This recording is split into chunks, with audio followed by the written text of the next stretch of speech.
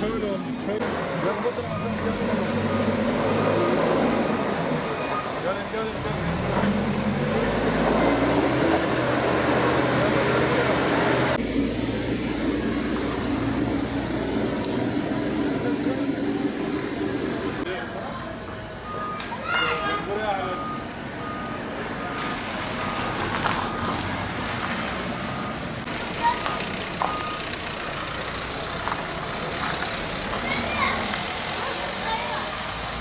Yaklaşık bir haftadır Dicle TEDAŞ çalışmaya, yeraltı çalışmasına başlamış. Bu toz duman, mahalle toz duman içinde kalmış. Şu anda yetkililere, biz TEDAŞ'ın yetkililerine söyledik. Biz belediyede çevre korumaya söyledik. Biz şu anda çalışan müteahhite söyledik.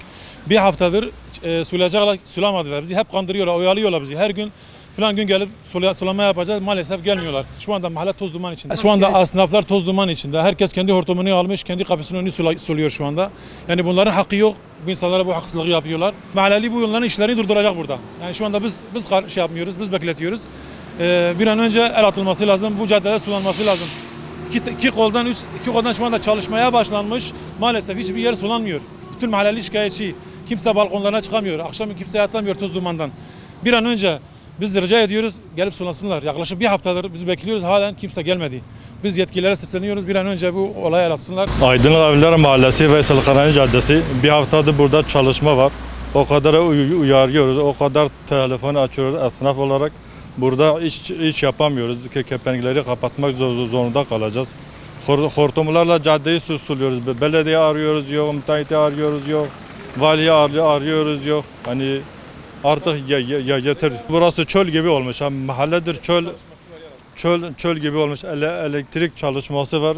İlgilenen yok. Mahvolduk. Perişan durumdayız. İş yerimiz toz duman, kepenekleri kapatıyoruz.